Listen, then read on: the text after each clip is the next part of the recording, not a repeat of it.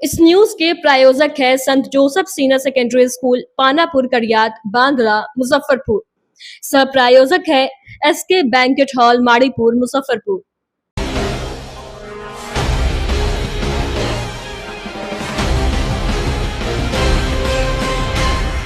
नमस्कार, मैं श्रुति और आप देख रहे हैं डेन न्यूज। खबरों को आगे बढ़ाने से पहले आइए एक नजर डालते हैं उन खबरों पर जो बनी है आज की सुर्खियां।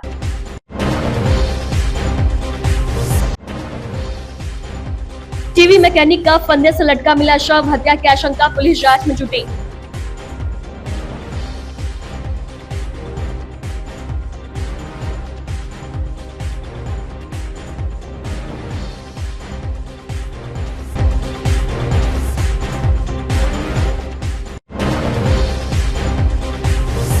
बेकाबू ट्रक ने युवक को रौंदा, मौके पर हुई मौत, परिवार ने मचा कोहराम।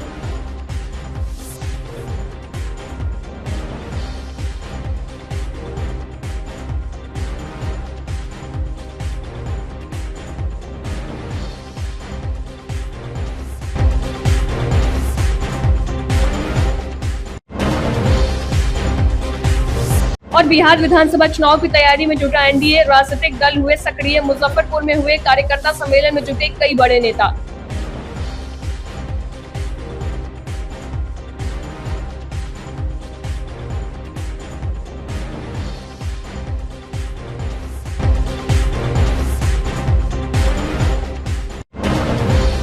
तो ये थी आज की सुर्खियां, अब खबरें विस्तार से।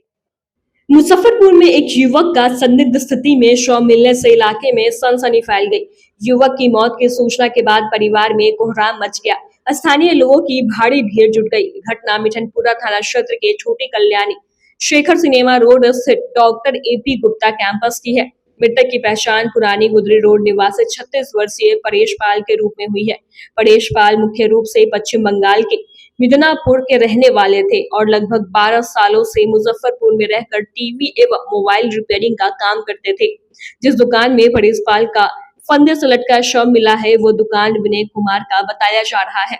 ठीक उसी के बगल में परेश पाल का भी रिपेयरिंग दुकान है। सूचना पर मिठनपुरा थानेदार संतोष कुमार, पंकज और एसपी टाउन सुरेश कुमार दलबल के साथ मौके पर पहुंचे और छानबीन की।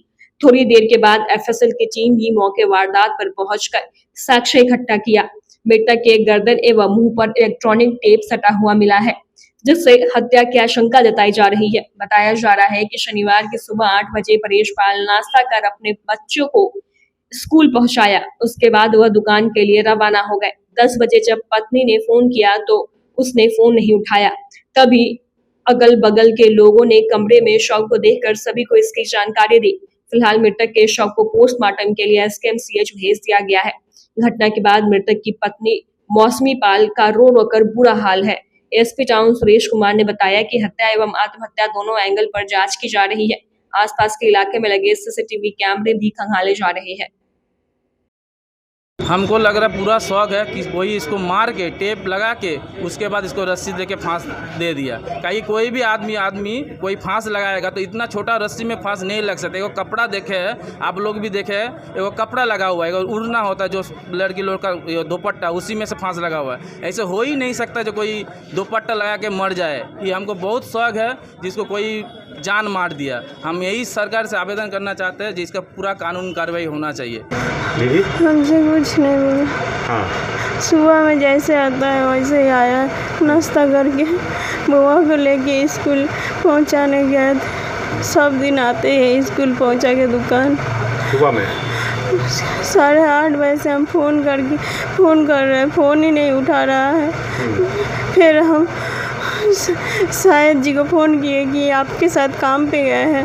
बोला नहीं, हम नहीं गए आज घर से। हम बोले फ़ोन नहीं उठा रहा है। वो फिर फ़ोन किया कि नहीं, मेरा भी फ़ोन नहीं उठा रहे, शायद फ़ोन साइलेंट पे होगा। फ़ोन किए, फ़ोन नहीं उठाया। फिर 10 बजे के बाद हम दुकान के लड़का को फ़ोन किए कि दुकान पे आ गए हैं, फ़ोन नहीं उठा रहा है। बोला कि आप जल्दी दुकान पे आइए। हम बोले कुछ हुआ है? बोला हाँ जल्दी आइए। तो आए तो देख क्या कोई परेशान थे क्या? क्या बताइए दीदी। ऐसे कर्जा था, हमको नहीं पता था किसके साथ किसके पास था, किसका कर्जा लिए हुए थे। हम मिठनपुरा क्षेत्र अंतर्गत हरिसभा चौक के पास एक व्यक्ति के फांसी पर लटकने और थोड़ा वो जगह पीओ संदेहास्पद होने की सूचना मिली थी, जिस पर हम लोगों ने आया है, छानबीन किया है और पीओ को सुरक्षित रखा है। हमें एफएसएल की टीम भी आ रही है, फिर क्लियर होंगी कि मामला क्या है। ये जो मृतक हैं परेश पाल जी, ये मोबाइल और टीवी मरम्मती का कार्य करते थे, उन्हीं की ये दुकान थी। उसी बगल में एक दूसरी दुकान थी, उनका भी चाबी उन्हीं के पास रहता था। उसी कमरा में पंखा से लटकता हुआ डेड बॉडी पाया गया है। यही रहते थे ये लोग या फिर कहाँ? ये रहते थे उधर गुदरी बाज़ार टाउन थाना क्षेत्र में, और सुबह में आकर ये दुकान खोलते थे, बच्चा को पहुंचाते थे स्कूल और उसके बाद आकर ये दुकान खोलते थे। सर, जिस रूम में बॉडी मिली है उसके मालिक के बारे में कुछ पता चलता है, कहाँ है वो? नहीं, उसके बारे में अभी हम लोगों ने पता नहीं लगाया है। हम लोग मेन घटना स्थल और उसके प्रथम दृष्टया क्या है सर, क्या लग रहा है? ये थोड़ा सा संदेहास्पद है कि वो मुंह पर टेप लगने की बात आई है, हालांकि हाथ खुला हुआ है। हत्या की भी आशंका जता रहे हैं परिवार। हाँ, सारे बिंदुओं पर जांच होगी। मुजफ्फरपुर के साहिबगंज थाना क्षेत्र के पकड़ी बसारत पंचायत के जीता छपरा में शनिवार की सुबह एक दिल दहला देने वाली हादसा सामने आई है। दरअसल राजेपुर थाना क्षेत्र के बबुड़बंद निवासी मोहम्मद जवार अंसारी का 21 वर्षीय पुत्र मुस्तफा आलम अपनी मां को बुलाने के लिए साहिबगंज के रजवाड़ा अपने ननिहाल बाइक से जीता छपरा होते हुए जा रहा था। इसी बीच नुफर चौक के पास जीता छपरा में बेकाबू ट्रक ने बाइक सवार को रौंद डाला, जिससे उसकी मौके पर ही दर्दनाक मौत हो गई और ट्रक सड़क किनारे जा पलट गया। इसके बाद चालक फरार हो गया। मौत की सूचना से परिजनों में मातम का माहौल कायम हो गया। हादसे की सूचना पर शव देखने के लिए लोगों की भारी भीड़ उमड़ पड़ी। जानकारी मिलने पर पुलिस पहुंचकर शव को पोस्टमार्टम के लिए भेज दिया। हादसे में क्षतिग्रस्त बाइक को पुलिस अपने कब्जे में ले लिया। इस भयावह दुर्घटना को देख लोगों में हड़कंप मच गया। ट्रक बस आया, इधर से गया, मार दिया ट्रक वाला। कहाँ जा रहा था? मम्मी को बुलाने के जा रहा था अपना मामा। कहाँ जा रहा था? रजवाड़ा, हलीपुर रजवाड़ा। इधर से जा रहा था? इधर से जा रहा था, उधर से आ रहा था। ओवरटेक किया, कैसे हुआ है? ओवरटेक नहीं, उधर से ट्रक आया, इधर से गया, मार दिया ट्रक वाला। स्पीड में ट्रक था। अच्छा, अकेले जा रहे थे? अकेले ही जा रहे थे, मम्मी को बुलाने के लिए जा रहे थे। सूचना है, सुबह में हम लोग को इन्फॉर्मेशन मिला है कि घोड़ी जोड़ चौर में ट्रक से एक्सीडेंट किया वो लड़का, जिसका नाम कथी था बुआ का नाम? मुस्तफ़ा। हाँ, वो अपने ननिहाल में जा रहा था, लेकिन ट्रक भी हाई स्पीड में था। अब अनियंत्रित होने के कारण एक घटना हुई है और आप यहाँ का दृश्य देख ही रहे हैं। बहुत अप्रिय घटना है। क्या लोग बताए, मैंने कैसे हुआ है? ओवरटेक या ओवरटेक मैंने अब यहाँ तक कंजस्टेड सड़क है, इसमें कुछ नहीं कहा जा सकता है। हाँ, अब यहाँ तो वन वे है, अब कैसे जा रहा है नहीं जा रहा, लेकिन ट्रक तेज़ रफ्तार में थी। हाँ, अगर तेज़ रफ्तार में नहीं रहती तो वो ब्रेक मारते मारते वो एक्सीडेंट किया, मैंने पलटी मारा। लड़का अपने साइड में था? लड़का साइड में था, साइड में गाड़ी देखिए रहे हैं। मुजफ्फरपुर के मोतीपुर थाना क्षेत्र के चक्की जलालाबाद गांव में शनिवार को भवन निर्माण कार्य के दौरान दीवार गिरने से उसमें दबकर एक 40 वर्षीय मजदूर जितेंद्र राय की मौत हो गई। घटना की सूचना मिलते ही परिजनों में चीख पुकार मच गई। मृतक महसी थाना अंतर्गत भीमलालपुर निवासी जियालाल राय का पुत्र बताया गया है। मौके पर पहुंची पुलिस ने शव को अपने कब्जे में लेकर पोस्टमार्टम के लिए एसकेएमसीएच भेज दिया। प्रत्यक्षदर्शियों ने बताया कि चक्की जलालाबाद गांव स्थित सुरेंद्र सहनी के नए मकान का निर्माण कार्य चल रहा था, जिसमें जितेंद्र राय राजमिस्त्री के साथ मजदूरी कर रहा था। मिस्त्री को ईंट पहुंचाने के दौरान एक साइड का दीवार मजदूर जितेंद्र राय के शरीर पर गिरा और उसमें दबकर गंभीर रूप से जख्मी हो गया। मकान मालिक और ठेकेदार ने आनन फानन में इलाज के लिए सीएचसी लाया और छोड़कर फरार हो गए। बुढ़पुरवा पुल पर काम करे आवे जो गाड़ी काम करे अब कोनी बेर गिरला की का भेलै हमनी के ना पता सुनै बड़ी हॉस्पिटल उपस्थित रहलै सब कहै से 9 बजे लेके आइल खबर मिललै हमनी के 12 बजे के बाद ऊपर से कहै गिर पड़ल हाँ घर के काम बुढ़पुरवा पुल पर नहीं ठेकेदार की तरफ से ठेकेदार वही होगा भाई और आदमी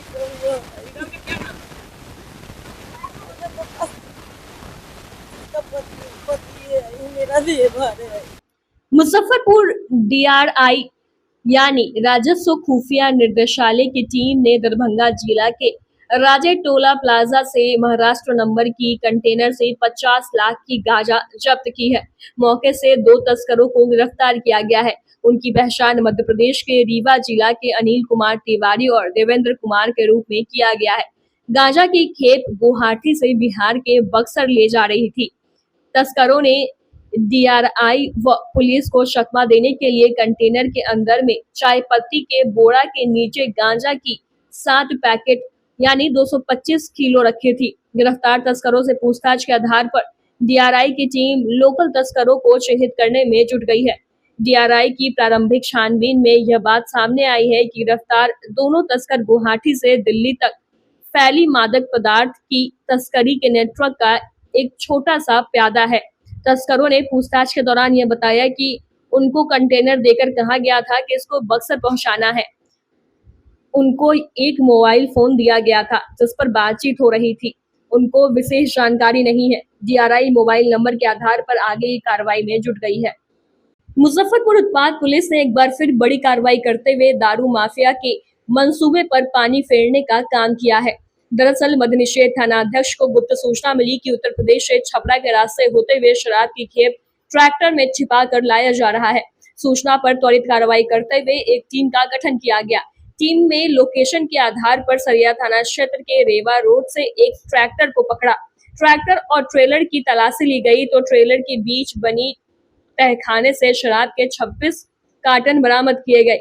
वहीं मौके से ट्रैक्टर की चालक विक्की कुमार और उप चालक सोनू कुमार को गिरफ्तार किया गया। दोनों सोनपुर के रहने वाले हैं। वहीं पूरे मामले में थाना अध्यक्ष दीपक कुमार सिंह ने बताया कि जिले के विभिन्न थाना क्षेत्र में प्रतिबंधित शराब के लिए लगातार अभियान चलाया जा रहा है। इसी कड़ी में रेवा रोड से ट्रेलर के बीच बने गुप्त तहखाने से शराब की बरामदगी की गई है। 3 ब्रांड के 56 कार्टून बरामद की गई है। उत्तर प्रदेश से छपरा के रास्ते शराब को मुजफ्फरपुर लाना था। वहीं मौके से चालक और उपचालक को गिरफ्तार किया गया है। आगे की कार्रवाई की जा रही है। जी, अभी हम लोग जिलाधिकारी महोदय के आदेशानुसार छापामारी कार्य नित्य प्रति कर रहे हैं और इसी क्रम में एक सूचना मिली कि छपरा होकर मुजफ्फरपुर एक ट्रैक्टर में गुप्त तहखाना बनाकर माल को लाया जा रहा है। विदेशी शराब का परिवहन किया जा रहा है। इस सूचना पर रेवा घाट प्रभारी श्री विक्रम कुमार के नेतृत्व में एक टीम का गठन किया गया और रेवा में ही पूर्व सूचना के अनुसार इस ट्रैक्टर को जब्त किया गया। इस ट्रैक्टर में एक चालक और एक सह चालक 2 व्यक्ति गिरफ्तार हुए हैं, जिसका नाम विक्की कुमार और दूसरे का गोलू कुमार। दोनों सोनपुर जिला के रहने वाले हैं और इन लोगों का थाना सोनपुर ही है। जब बॉक्स को खोल के ट्रैक्टर के डाला के नीचे हिडन बॉक्स बनाया गया, जब उसको उठाकर देखा गया तो कुल 56 कार्टून विदेशी शराब 8 PM गोल्ड और ऑक्सफर्ड प्राइस का टेट्रा पैक बरामद किया गया है। इन लोगों से जब्त शराब के आपूर्तिकर्ता और आयातकर्ता दोनों के विषय में पूछताछ की जा रही है। पता लगते ही अग्रतर कानूनी कार्रवाई। कहाँ डिलीवरी करना था? जिस तरह इन लोग का इनपुट है, तो कभी ये लोग अभी तो बता रहे हैं कि वैशाली ले जाना था, लेकिन शक है कि इसकी डिलीवरी मुजफ्फरपुर ही होनी है। उत्तर प्रदेश से ला रहे थे? हाँ, सभी शराब फॉर सेल इन उत्तर प्रदेश है और उत्तर प्रदेश में ही गुप्त तहखाना में लोड भी किया गया था। कार्रवाई जारी रहेगी? जी, अभी तक तो कार्रवाई चल ही रही है, आगे भी सघन कार्रवाई चलती रहेगी। बिहार में विधानसभा चुनाव की तिथि की अभी घोषणा भी नहीं हुई है, लेकिन कई राजनीतिक पार्टी ने अपनी तैयारी को शुरू कर दिया है। बिहार में एनडीए ने शनिवार से राज्य के अलग अलग जिलों में विधानसभा चुनाव को लेकर एनडीए कार्यकर्ता सम्मेलन की शुरुआत की है। मुजफ्फरपुर के काटी विधानसभा क्षेत्र में एनडीए कार्यकर्ता सम्मेलन का आयोजन किया गया। इस सम्मेलन को लेकर एनडीए के कार्यकर्ताओं में काफी जोश दिखा। आयोजित सम्मेलन में ग्रामीण कार्य मंत्री अशोक चौधरी, पूर्व केंद्रीय मंत्री सैयद शहनवाज हुसैन, परिवहन मंत्री शीला मंडल मुख्य रूप से शामिल हुए। काटी विधानसभा क्षेत्र के मड़वन हाई स्कूल मैदान में आयोजित एनडीए विधानसभा कार्यकर्ता सम्मेलन में हजारों की भीड़ उमड़ी। वहीं तमाम एनडीए के टिकट के दावेदार अपना दमखम दिखाने में जुटे रहे। एनडीए कार्यकर्ता सम्मेलन का उद्देश्य विधानसभा वाइज सभी एनडीए कार्यकर्ताओं को एकजुट करना है। सम्मेलन के दौरान ग्रामीण कार्य मंत्री अशोक चौधरी ने बताया कि आज से कई टीम अलग अलग विधानसभा जा रही है। सभी 243 सीटों पर जाकर एनडीए को एकजुट करेंगे। वहीं सैयद शहनवाज हुसैन ने कहा कि आज का यह एनडीए कार्यकर्ता सम्मेलन काफी हिट है। एनडीए एकजुट है। शहनवाज हुसैन ने नारा दिया कि आएगा एनडीए, छाएगा एनडीए और जीतेगा एनडीए। शहनवाज हुसैन ने कहा कि हम लगातार अलग अलग जिलों में जा रहे हैं। हर तरफ मोदी और नीतीश की लहर है। वहीं टीम की सदस्य मंत्री शीला मंडल ने कहा कि आज की सभा में जो भीड़ उमड़ी है, ये साबित करता है कि आज भी सबको हमारे नेता सीएम नीतीश कुमार पर भरोसा है। के सभी दलों ने मिलकर के एनडीए के अलग अलग टीम बनाई है और हम लोग सभी 200 जो हमारे जितने भी 43 सीट हैं उन सबों पर जाने का निर्णय किया। आज से कार्यक्रम शुरू हुआ है और आज हम लोग कांटी आए हैं, कल रूनी सैदपुर है, परसों महुआ है, उसके बाद 2 दिन का ब्रेक है फिर। तो हम लोग सबका प्रयास है कि सभी विधानसभा चुनाव हम लोग 10 दिन में खत्म करें, एक राउंड, फिर हम लोग दूसरा राउंड भी करें। इकट्ठे होकर लड़ेंगे, जीतेंगे, आएगा एनडीए, छाएगा एनडीए, जीतेगा एनडीए। एकदम आंधी चल रही है एनडीए की। मैं कई जिलों में दौरा करके आया हूँ। मैंने देखा है कि नरेंद्र मोदी और नीतीश कुमार पर बहुत भरोसा है। चलो भाई चलो, फ्लॉप है, फ्लॉप। चलिए। सबसे पहले तो आप लोग को बहुत बहुत धन्यवाद और यहाँ काटी की जनता को, तमाम जनता को बहुत बहुत धन्यवाद देते हैं। आज यहाँ पे आप लोगों ने देखा कि कितना अधिक मात्रा में भीड़ है और भीड़ ये साबित कर रहा है कि आज भी हमारा जो एनडीए गठबंधन है और हमारे माननीय नेता नीतीश कुमार जी के प्रति आज भी लोगों में उसी तरह से उमंग और उत्साह देखने को मिल रहा है जो 2005 के समय में था। तो आज जो लोग में देखिए कि चाहे सब जो हमारे नेता ही ऐसे नेता हैं, नीतीश कुमार जी जो पहले नेता हैं जिन्होंने कहा था कि न्याय के साथ विकास हो, इसी के तहत आज देखिए सभी वर्ग के लोग यहाँ उपस्थित हैं और कितना उमंग और उत्साह के साथ सब लोग एकजुट है और उन सब लोगों ने संकल्प लिया है कि हम लोग इसी तरह से एकजुट है और एनडीए के आगे आने वाले दिनों में Nitish Kumar ji. SK banquet hall, central bank के सामने, मेन रोड, माड़ीपुर, मुजफ्फरपुर का एकमात्र बैंक्वेट हॉल है जहां आप बर्थडे पार्टी से लेकर शादी विवाह तक का कर सकते हैं आयोजन। 2500 स्क्वायर फीट का 3 बड़ा hall, seminar, wedding ceremony, kitty party या बर्थडे पार्टी के साथ अन्य आयोजन को किया जा सकता है। 24 घंटे बिजली पानी के अलावे पार्किंग और लिफ्ट की सुविधा है उपलब्ध। फुल्ली एयर कंडीशन, 1 2 नहीं 18 बाथरूम और कई कमरे हैं उपलब्ध। बुक करने के लिए आज ही संपर्क करें। Saint Joseph senior secondary school, Panapur, Kariyat, Bangra, Muzaffarpur, affiliated to CBSE 10+2. Co-education. The school maintains a very efficient team of teachers equipped with physics, chemistry, biology, maths and computer lab. Career-oriented classes through counseling from Standard 6. Skill development through yoga, dance and music.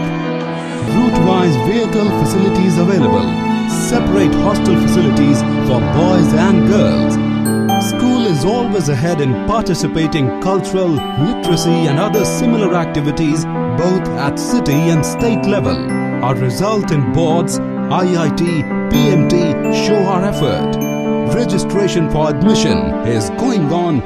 Registration forms available on Lenin Chalk and John Chhapra also. Muzaffarpur के काटी अंचल में भू माफियों की मिली भगत से कुछ police और अंचल कार्यालय के कर्मचारियों की मिली भगत से जमीन बेचने और दाखिल खारिज करने का मामला प्रकाश में आया है।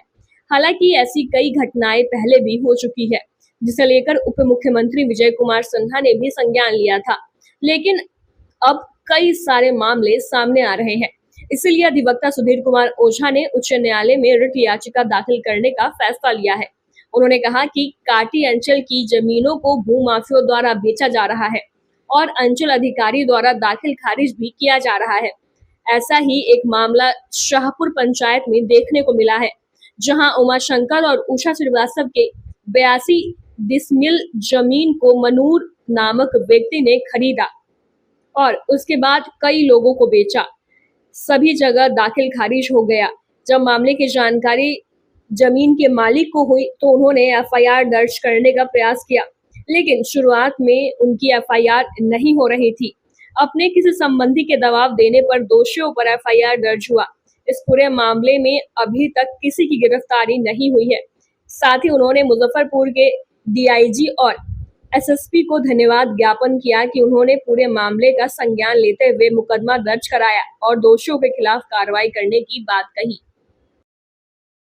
कोल्हुआ पैगंबरपुर और कांटी अंचल के अंतर्गत लगातार फर्जीवाड़ा नहीं महाफर्जीवाड़ा और फ्रॉड काम करके भू माफियों के द्वारा किसी के ज़मीन को किसी के नाम से लिखा लेना, दर्ज करा लेना, अंचल के द्वारा दाखिल खारिज करा लेना और पश्चिमी डीएसपी के द्वारा पहले उसको ट्रू करना, फॉल्स करना, फिर ट्रू करना।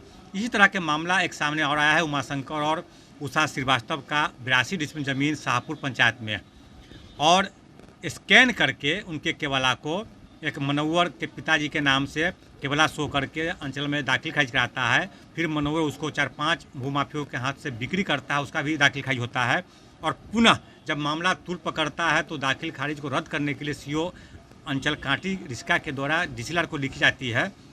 जब प्रेशर पड़ता है, वह चूँकि सीबीआई से संबंधित परिवार है, उनके परिवार में कोई सीबीआई में है अफसर हैं, तो उनके प्रेशर पर पुनः पश्चिमी डीएसपी जो फॉल्स केस को करता है उसको ट्रू करता है। इतना ही नहीं, इतना बड़ा खेल खेला गया कि थाना प्रभारी करियात को जब एफआईआर के लिए उषा श्रीवास्तव दिया तो एफआईआर दर्ज नहीं की है। उसके बाद अंचल अधिकारी स्वयं एफआईआर के लिए दिया तो उसका एफआईआर दर्ज नहीं होता है। फिर आरओ के द्वारा जब एफआईआर के लिए दिया जाता है तो तब एफआईआर होता है जब डीजीपी मुख्य सचिव की एक बैठक में एक आदेश 30/7/2025 को पारित किया जाता है कि कोई भी भूमाफिया के द्वारा फर्जी पाए जाने पर उस पर कार्रवाई की जाएगी, तब जाके एफआईआर दर्ज होता है। अभी तक गिरफ्तारी नहीं हो रही है। इसी तरह का एक और मामला है कांटी अंचल में, जो राम जानकी मंदिर मठ का ज़मीन को जानकी देवी के नाम से करके और दाखिल खारिज करा करके उसको करोड़ों की संपत्ति को बड़ा न्यारा किया जा रहा है। इस सुशासन के सरकार में किस तरह से यह खेल चल रहा है ये आप लोग देख सकते हैं। हाँ, मैं इसमें एक बात धन्यवाद दूंगा डीआईजी मुजफ्फरपुर को और एसएसपी मुजफ्फरपुर को कि जिन्होंने संज्ञान में जब उनके मामला आया तो त्वरित कार्रवाई करते हुए डीएसपी पर प्रेशर बनाए, दबाव डाले, निर्देश दिए, तो फिर इसको ट्रू किया गया और अंचलाधिकारी के द्वारा इसको खारिज दाखिल खारिज जो की गई थी उसको खारिज करने के लिए डीसीएलआर को भेजा गया। लेकिन यह परंपरा कंप्लीट अंचल कांटी में चल रहा है। अभी वर्तमान में आपको देखे होइएगा कि इस सरकार के उप मुख्यमंत्री ने भी, विजय कुमार सिन्हा जी ने भी कृषि विभाग के ज़मीन को बड़ा न्यारा करने को लेकर के आवाज़ बुलंद की थी, उसके बाद भी कोई कार्रवाई नहीं हुई। मुजफ्फरपुर भाजपा जिला कार्यालय में शुक्रवार को पार्टी के अल्पसंख्यक मोर्चा के नवनियुक्त पदाधिकारी का अभिनंदन किया गया। इसकी अध्यक्षता पूर्वी जिला अध्यक्ष विवेक कुमार ने की। पूर्व मंत्री सुरेश शर्मा ने कहा कि अल्पसंख्यक समुदाय वाले बूथ पर सभी लोग एनडीए के पक्ष में मतदान कराने को लेकर एकजुट हो जाए। अल्पसंख्यक मोर्चा अध्यक्ष सैयद अफरीदी रहमान ने कहा कि हम सभी अल्पसंख्यक समुदाय का वोट फिर से एनडीए सरकार बनाने के लिए होगा। अल्पसंख्यक मोर्चा का टीम को मैंने मजबूती के साथ बनाया है और अल्पसंख्यक मोर्चा को लोग बगावत करते हैं। अल्पसंख्यक वोट पर लोग वोट की राजनीति करते हैं, तुच्छ राजनीति करते हैं और भाजपा के साथ अल्पसंख्यक समाज अब है और ये तुच्छ राजनीति करने वाले लोगों का अब कोई गुजारा नहीं चलेगा। पीला गमछा, काला गमछा, हरा गमछा, सब गमछा खत्म हो जाएगा। ये सब सिर्फ मुसलमान को वोट ठगते हैं और वोट ठग के ये लोग काम करते हैं और अल्पसंख्यक अब समझ चुका है कि एनडीए के साथ ही सबका साथ, सबका विकास और सबका विश्वास है। अल्पसंख्यक मोर्चा का गठन हुआ है और उसकी घोषणा हुई है और उन लोगों का सम्मान हुआ है। अफरीदी साहब, सैयद अफरीदी साहब युवा अल्पसंख्यक मोर्चा के अध्यक्ष मनोनीत हुए थे। उन्होंने पूरी कमेटी बनाई है और आज उन्होंने सम्मान समारोह रखा था, वही कार्यक्रम था। और अल्पसंख्यक लोग काफ़ी मात्रा में और भी आए हैं। जो कमेटी के हैं सदस्य वो तो है ही हैं, लेकिन अन्य लोग भी आए हैं। इसलिए हमारा जो भी मोर्चा है, सातों मोर्चा हमारा इस ज़िला में और इस प्रदेश में और देश में हर स्तर पर मौजूद है, वो दिख भी रहा है। सभी लोग काम करने वाले लोग हैं और 25 का चुनाव है विधानसभा, और इन मोर्चाओं के कंधे पे बड़ी जवाबदेही है। हमारे नेता जो हैं नरेंद्र मोदी जी हैं, चाहे वो प्रदेश के हमारे नेता हैं नीतीश जी हैं, सम्राट जी हैं, विजय चौधरी जी हैं, जो भी हमारे नेता हैं, सब लोग सर्व समाज के बारे में सोचते हैं। हमारे अटल जी ने भी जो किया, हर समाज, पूरे 140 करोड़ 150 करोड़ की चिंता करते हैं। इस देश का जो भी नागरिक है, चाहे वो किसी धर्म का हो, किसी मजहब का मानने वाला हो, किसी समाज का हो, उससे नहीं मतलब। इस देश का नागरिक है, वो हमारा परिवार है और परिवार की तरह हम उसको हर सहयोग देने के लिए हमारी सरकार एकदम तत्पर रहती है। आयकर विधेयक 2025 को राष्ट्रपति के मंजूरी के बाद अधिसूचित कर दिया गया है। यह नया कानून वर्ष 2026 के 1 अप्रैल से लागू होगा। यह कानून 1961 की जगह लेगा। नए कानून के माध्यम से आयकर को सरल बनाने की कोशिश की गई है। नए कानून में पेज की संख्या कम कर दी गई है और अप्रासंगिकों हो चुके प्रावधानों को हटा दिया गया है। अभी इनकम टैक्स रिटर्न दाखिल करने के दौरान मूल्यांकन वर्ष और वित्तीय वर्ष का उल्लेख करना होता है। नए कानून में सिर्फ टैक्स ईयर का उल्लेख करना होगा, जिस वित्तीय वर्ष का टैक्स भरा जाएगा। शनिवार को मुजफ्फरपुर के रामबाग स्थित अधिवक्ता प्रदीप वर्मा के आवास पर इसी पर बने नए कानून पर विस्तृत चर्चा लीगल डिस्कशन ग्रुप में की गई है, जिसमें मुख्य वक्ता टैक्सेशन बार एसोसिएशन के अध्यक्ष प्रदीप कुमार वर्मा, मोहम्मद इस्लाम, अरुण शाही, अनिल कुमार सिन्हा, लक्ष्मी नारायण सिंह, संजय कुमार, प्रमोद कुमार ओझा समेत कई गणमान्य लोग मौजूद रहे। आज का बैठक का उद्देश्य यही है कि आज हम लोग का इनकम टैक्स में अब असेसमेंट ईयर और फाइनेंशियल ईयर का चक्कर ख़त्म हुआ। 1961 का चलता था, अब 2025 रूल आ गया है। इनकम टैक्स एक्ट जो है 2025 चालू होगा, जो 1/4/26 से लागू होने जा रहा है। उसी पर आज हम लोग बैठक कर रहे हैं। क्या क्या चर्चाएं हैं इस पे इनकम टैक्स का नया जो बिल आया है उस पर चर्चा होगा, और एक हम लोग सेक्शन 56 और सेक्शन 64 ये दोगो भी इम्प्लीमेंट हुआ है, तो उस पर आज हम लोग विशेष बैठक करेंगे। चर्चा अभी चालू है, 3 घंटा का मीटिंग है। हम लोग क्या राहत हो रहे थे? हम लोग को राहत यही है कि हम लोग को करदाता दोनों को हो। कन्फ्यूजन यही होता था कि असेसमेंट ईयर और फाइनेंशियल ईयर का चक्कर आता था। पहले होता था कि 24-25, यानी हम लोग कहते थे कि 25-26 का रिटर्न जाना है। क्लाइंट समझता था कि 25-26 तो अभी आया नहीं है, तो ये एक ईयर हो जाएगा। असेसमेंट ईयर और फाइनेंशियल ईयर हट के केवल टैक्स ईयर हो जाएगा। अंतर्राष्ट्रीय सनातन हिंदू वाहिनी एवं विश्व सनातन सेवा के पदाधिकारी की संयुक्त बैठक शनिवार को मुजफ्फरपुर के धर्मशाला चौक रेलवे कॉलोनी स्थित हनुमान मंदिर पर वाहिनी के केंद्रीय अध्यक्ष आचार्य चंद्रकिशोर पराशर की अध्यक्षता में हुई, जिसमें सर्वसम्मति से निर्णय लिया गया कि बिहार सरकार की जमीन पर बने शिव मंदिर एवं दुर्गा मंदिर को रेलवे प्रशासन द्वारा तोड़े जाने के विरोध में तीसरे चरण का आंदोलन आगामी 10 सितंबर से मंडल रेल प्रबंधक कार्यालय समस्तीपुर पर धरना प्रदर्शन के साथ प्रारंभ होगा। इससे पूर्व मंडल रेल प्रबंधक को प्रतिनिधि मंडल द्वारा ज्ञापन सौंपा जाएगा। बैठक में यह भी निर्णय लिया गया है कि मुजफ्फरपुर रेलवे स्टेशन परिसर से तोड़े गए मंदिरों के स्थान पर ही आगामी नवरात्रा के अवसर पर दुर्गा पूजा का आयोजन किया जाएगा और वहां स्थित पीपल के वृक्ष को संरक्षित किया जाएगा। बैठक में सर्वसम्मति से निर्णय लिया गया कि रेलवे जंक्शन पर मंदिर तोड़े जाने सहित अन्य हिंदू हितकारी मुद्दों पर आगामी 26 अगस्त को जिला समाहरणालय पर धरना एवं प्रदर्शन का आयोजन किया जाएगा। बैठक में मुख्य रूप से सनातन हिंदू वाहिनी के केंद्रीय अध्यक्ष आचार्य चंद्रकिशोर प्राशर, प्रदेश अध्यक्ष अरुण कुमार शर्मा, मीडिया प्रभारी दिलीप कुमार, विश्व सनातन सेवा के तिरहुत प्रमंडल प्रमुख अनिल कुमार, सुधांशु कुमार, रूपेश कुमार, योगेंद्र सिंह सहित अन्य लोग मौजूद रहे। अंतर्राष्ट्रीय सनातन हिंदू वाहिनी और विश्व सनातन सेना के पदाधिकारियों की संयुक्त बैठक आज धर्मशाला चौक स्थित हनुमान मंदिर में हुई है, जिसमें सर्वसम्मति से निर्णय लिया गया है कि मुजफ्फरपुर रेलवे स्टेशन पर जो मंदिर तोड़ा गया उसके तीसरे चरण का आंदोलन हम लोग 10 मार्च से पुनः शुरू करेंगे और इस अवसर पर हम लोग जो DRM समस्तीपुर हैं उनके कार्यालय पर धरना एवं प्रदर्शन करेंगे। साथ ही यह भी निर्णय लिया गया है कि इस बार जहां मंदिर तोड़ा गया है वहां पर हम लोग दुर्गा पूजा करेंगे और पीपल के पेड़ का संरक्षण करेंगे। इसके लिए हम लोग यहाँ जो एरिया अफसर हैं यहाँ के उनसे मिलेंगे और साथ ही साथ यह भी निर्णय लिया गया है कि शिव मंदिर जो रेलवे स्टेशन पर बिहार सरकार की ज़मीन पर थी उसको तोड़ा गया है, उसके लिए एक ज्ञापन हम लोग देंगे जिला अधिकारी महोदय को।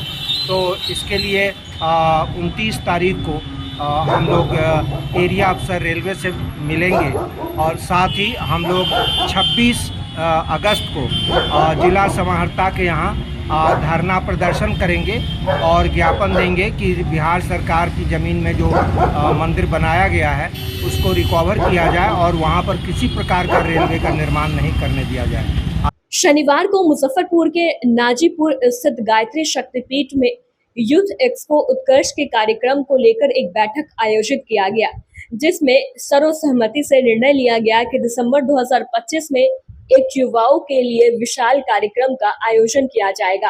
बैठक में पटना से चलकर मुजफ्फरपुर पहुंचे लाल बाबू, नरेंद्र कुमार, मनीष कुमार, प्रिंस रंजन, निशांत रंजन ने कार्यक्रम को सफल बनाने के लिए युवाओं को प्रेरित किया। इस दौरान कार्यक्रम को सफल बनाने के लिए मुजफ्फरपुर में एक टीम भी गठित की गई, जिसमें मुख्य रूप से सोनू तिवारी, सविता, मुरली मनोहर सिंह, बबलू तिवारी, मधुसूदन पांडे सहित अन्य को जिम्मेदारी दी गई। सबको प्रणाम। अखिल विश्व गायत्री परिवार की इकाई प्रज्ञा युवा प्रकोष्ठ मुजफ्फरपुर के द्वारा मुजफ्फरपुर में एक कार्यक्रम का आयोजन किया जा रहा है, जिसमें हमारे प्रांतीय प्रभारी श्री मनीष कुमार जी संभवतः दिसंबर के महीने में एक युवाओं के बौद्धिक नैतिक क्षमताओं के कार्यक्रम के लिए कार्यक्रम किया जाएगा। आज की युवा पीढ़ी जिनके माता पिता चाहते तो हैं कि हमारा बच्चा पढ़ के अधिकारी बने, लेकिन अगर बच्चा केवल अधिकारी बनता है, संस्कारी नहीं बन पाता है, तो वही बच्चे अपने माता पिता को वृद्धाश्रम में भेज देते हैं। तो 22 दिसंबर 1995 से लगभग आदरणीय मनीष भैया द्वारा पटना में ये कार्यक्रम चलाया जा रहा है, जिनके माध्यम से आज 4 लाख से अधिक युवा जुड़कर परम पूज्य गुरुदेव के विचारों को जन जन तक पहुंचा रहे हैं और साथ में गुरु कार्य को करते हुए अपना स्वयं का निर्माण, व्यक्ति का निर्माण, समाज का निर्माण, परिवार का और राष्ट्र का निर्माण कर रहे हैं। इस कार्यक्रम में आने का मुख्य उद्देश्य था कि ये मुजफ्फरपुर एक शिक्षा का इतना बड़ा हब है, जहां हजारों परिवार के बच्चे शिक्षा लेने के लिए आते हैं। उनका मैथ कमजोर होता है, यहाँ शिक्षक मिल जाते हैं, फिजिक्स कमजोर होता है, मिलते हैं, सब्जेक्ट कमजोर होता है तो मिलते हैं, लेकिन जब वो मानसिक रूप से कमजोर होते हैं तो उन्हें संभालने वाला कोई नहीं मिलता है। जबकि हमारी वैदिक चीजें हैं कि हमारे ऋषि महर्षियों ने पहले विद्या और शिक्षा दोनों की बात की। आज बच्चों को शिक्षा तो मिल रहा है, लेकिन विद्या के अभाव में वो सुसाइडल टेंडेंसी अपना रहे हैं। वो अपने आप को थोड़ी सी तकलीफ होने पर डिप्रेशन में महसूस करते हैं कि हम तनाव में आ गए हैं। जो शिक्षा हमारे रोटी दाल के लिए तो आवश्यक है, लेकिन जीवन जीने की कला विकसित नहीं कर पा रही है। तो गायत्री मंत्र, मेडिटेशन और ध्यान के माध्यम से युवा पीढ़ी अपने आप को पॉजिटिव बनाते हुए कैसे सफल बनाएगा, इसके लिए हम लोग दिसंबर में कार्यक्रम करने जा रहे हैं। मुजफ्फरपुर के बीबीगंज और पोखरेरा में बाबा गणिनाथ गोविंद महाराज की पावन नगरी श्रद्धा और भक्ति के सागर में सराबोर रही।